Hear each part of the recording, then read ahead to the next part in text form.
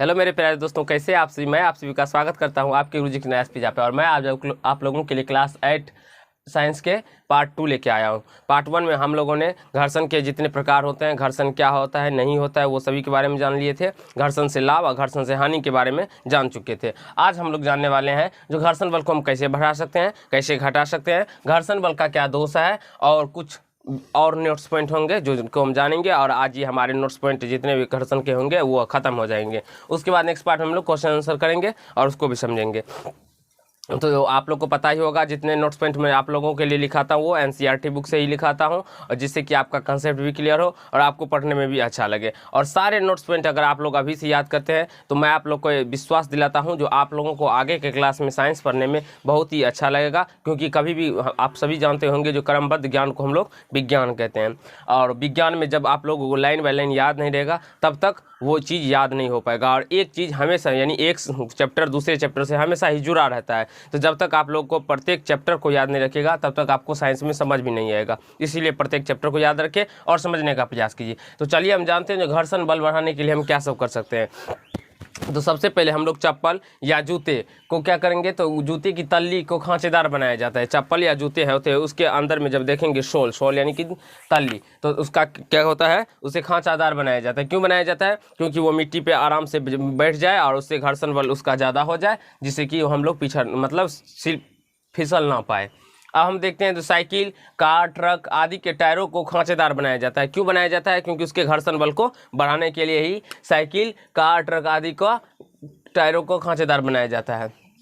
अब देखते हैं तीसरे पॉइंट्स की ओर। तो तीसरे पॉइंट में कबड्डी खेलने वाले प्लेयर्स जो होते हैं वो क्या करते हैं कबड्डी खेलते समय, तो अपने हाथों को मिट्टी से रगड़ते हैं। मिट्टी से रगड़ते हैं, क्यों रगड़ते हैं? क्योंकि उसके नेक्स्ट प्रतिद्वंदी जो आते हैं वो उनको अच्छी तरह से मजबूती से नेक्स्ट प्रतिद्वंदी जो उसके पर मतलब उसको खेलने में आते हैं तो उसे वो पकड़ सके और अच्छी तरह से उसे पकड़ सके। तो आप देख सकते हैं कबड्डी में कबड्डी के खिलाड़ी अपने हाथों पर मिट्टी रगड़ते हैं जिससे अपने प्रतिद्वंदी को मजबूती से पकड़ सके।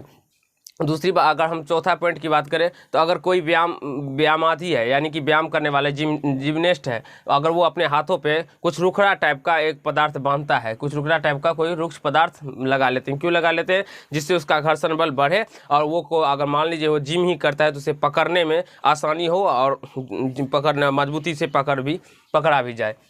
इसीलिए वो लोग अपने हाथ पे रुक्ष पदार्थ यानी कि रुखड़ा पदार्थ लगा लेते हैं।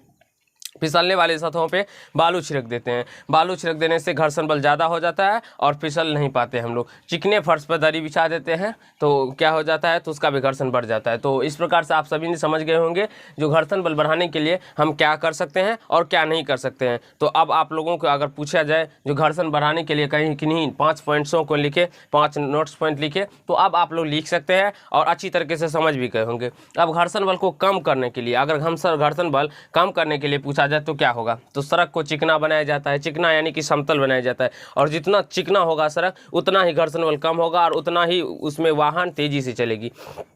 क्योंकि घर्षण अगर ज़्यादा होगा तो वाहन की गति कम होगा, और घर्षण अगर कम होगा तो वाहन की गति ज़्यादा होगा। अब देखिए सतह पर पॉलिश किया जाता है। घर्षण बढ़ाने के लिए ही सतहों पे पॉलिश किया जाता है। कैरम बोर्ड पे, अब हम लोग कैरम बोर्ड जब खेलते हैं तो उसमें घर्षण जब स्टैगर से हम लोग गोटी को मारते हैं इस प्रकार से, तो वो जल्दी से नहीं जा पाता है। लेकिन उसी पे वही जगह अगर हम पाउडर छिड़क देते हैं तो पाउडर छिड़कने के बाद क्या होता है, तो हमारा स्टैगर ज़्यादा, अगर एक बार धीरे से भी मारते हैं तो वो ज़्यादा बार रिपीट करता है। वो किसके वजह से होता है? वो पाउडर की वजह से होता है, जिसमें उसका घर्षण बल ज़्यादा कम हो जाता है, जिसकी वजह से वो स्लिप ज़्यादा करता है। तो इसलिए हम लोग कैरम बोर्ड पे पाउडर छिड़का जाता है जिससे घर्षण उसका कम हो जाता है। अब सतह के ऊपर चिकनाहट वाले पदार्थ, अब कोई भी मान लीजिए फर्श है उस पर अगर हम तेल, ग्रीस, स्नेहक पदार्थ इस प्रकार से अगर हम उसमें डाल देते हैं तो उसका भी घर्षण ज़्यादा हो जाता है। अगर आप लोग अपने फर्श पे तेल, ग्रीस इत्यादि, अगर अपने फर्श पे आप लोग देखे होंगे तेल या ग्रीस, अगर तेल या ग्रीस या कोई इस प्रकार से विभिन्न स्नेहक पदार्थ जो अगर आपके फर्श पे गिरा रहता है तो आपकी मम्मी लोग क्या बोलती है, बाबू वहाँ पे मत जाओ, वहाँ पे तेल गिरा हुआ है। क्यों बोलती है? क्योंकि वो लोग जानती है, उन लोगों को पता है जो वहाँ पे घर्षण बल कम हो चुका है और आप लोग जब जाइएगा तो वहाँ पे आप लोग गिर सकते हैं, फिसल सकते हैं। तो इसीलिए आपकी मम्मी सबको सब पता है। तो आपको भी पता होना चाहिए जो तेल या ग्रीस अगर गिरा हो फर्श पे तो हमें वहाँ पे पैर नहीं रखना चाहिए। क्यों? क्योंकि वहाँ को घर्षण बल कम हो जाता है और हमें फिसलने का डर लगा रहता है और जिससे कि हमें चोट लग सकता है। अब मशीन के कल पुर्जों में बॉल बेयरिंग का उपयोग होता है। मशीन ही है, जैसे मशीन है तो उसे अगर वैसे घुमाया जाए तो बहुत ज़्यादा कठिनाई होगी। जैसे कि साइकिल का अगर हम चक्का की बात करें, अगर वैसे घुमाए तो हमें बहुत सारी कठिनाइयों का सामना करना पड़ेगा, लेकिन अगर हम वहाँ पे बॉल बेयरिंग का प्रयोग करते हैं और उसके बाद घुमाते हैं तो वो आसानी से घूमने लगता है, जिससे कि उसकी घर्षण बल कम हो जाता है। तो आशा करता हूँ घर्षण बल कैसे बढ़ा सकते हैं और कैसे कम कर सकते हैं, इस प्रकार के जितने भी अनोट्समेंट आएंगे आपको एग्जाम में, तो आप लोग बना सकते हैं और समझ सकते हैं। अब घर्षण से क्या दोष है, घर्षण से क्या दोष हो सकता है, नहीं हो सकता है, उसको जानेंगे। घर्षण गति का विरोध करता है। अगर मान लीजिए आप साइकिल चलाते हैं किसी दिशा की ओर, तो अगर मान लेते हैं ये साइकिल है मेरा और ये साइकिल इस दिशा की ओर चल रहा है, तो घर्षण बल इस दिशा की डायरेक्शन, उल्टा डायरेक्शन में लगता है। जिसका ये मतलब हुआ जो घर्षण बल गति का क्या करता है, विरोध करता है, और गति का विरोध करता है घर्षण बल। ठीक है। अब देखिए जूते का तल्ला घर्षण की वजह से घिस जाता है। आप जूते या चप्पल का बात करें तो आप लोग जानते होंगे, जब जूते पहनते होंगे तो आपका तल्ला जो होता है लास्ट मतलब अंदर की तरफ जो होता है तल्ला, वो घिस जाता है। क्यों घिसता है, वो घर्षण की ही वजह से घिसता है। अब तीसरा पॉइंट है कि मशीन के कल पुर्जे भी घिस जाते हैं। अब अगर आप लोग हम चापाकल का ही बात करें तो चापाकल में हैंडल वाले जो डंटे होते हैं उसमें जो नोट लगा होता है, उससे जब आप लोग बार बार चापाकल को चलाते हैं तो वो नोट जो होता है वो घिस जाता है, बहुत ही पतला हो जाता है। तो ये सब घर्षण से हानि है, यानी कि हानि आप दोष भी एक प्रकार से बोल सकते हैं, तो दोष ही है। अब हम लोग समझने वाले हैं तरल घर्षण।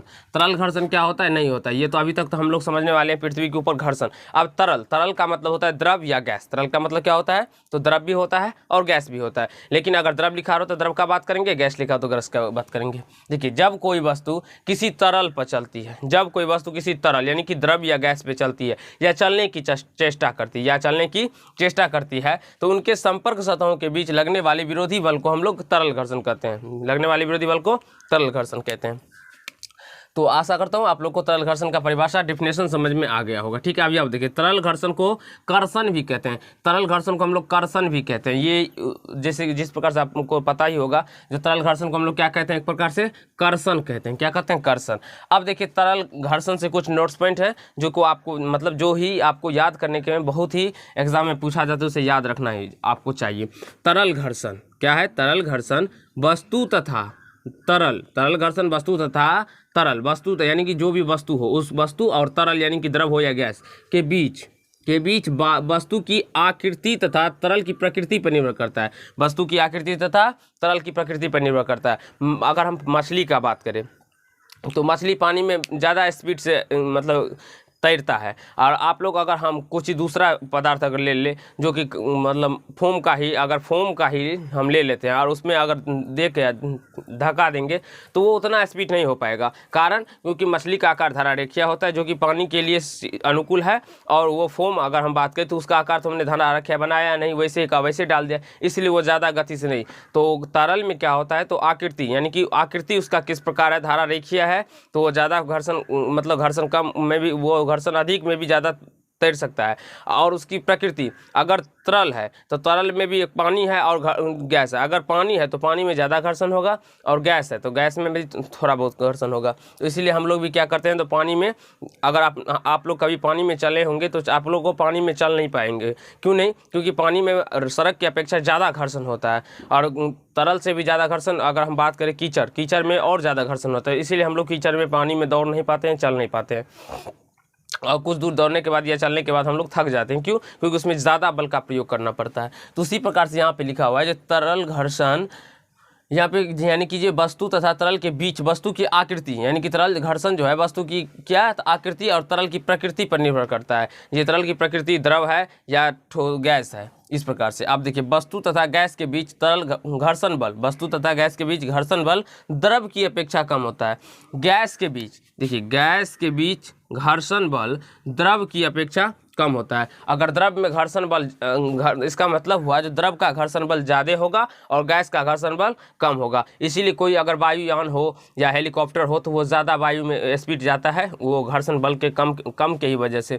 और पानी में अगर हम पानी या जहाज़ या स्टीमर लेके जाते हैं तो वो ज़्यादा दूरी तय करने में ज़्यादा समय लेता है। कारण है क्योंकि घर्षण बल ज़्यादा होता है, उसकी चाल कम होती है। लेकिन वहीं अगर हम वायु में बात करें तो अगर हेलीकॉप्टर या एरोप्लेन का बात करते हैं तो वो कम समय में ही ज़्यादा दूरी तय कर लेते हैं। यहीं पे अगर पृथ्वी पे हम बात करते हैं तो हमें मान लेते हैं हम अगर कहीं पे हैं, मान लीजिए पटना से अगर हम दिल्ली जाएं तो हमें कम से कम 8 घंटा 10 घंटा लग जाता है। और वही अगर हम हेलीकॉप्टर का यूज़ करते हैं तो मुश्किल से 3 से 4 घंटा के अंदर ही, उससे भी कम घंटा लगे उसके अंदर ही पहुंच जाते हैं। तो ये क्या हुआ, घर्षण के ही वजह से होता है और स्पीड के ही वजह से होता है। इसी प्रकार से आप लोग समझ सकते हैं, यानी क्या जो गैस का घर्षण होगा वो द्रव की अपेक्षा कम होगा।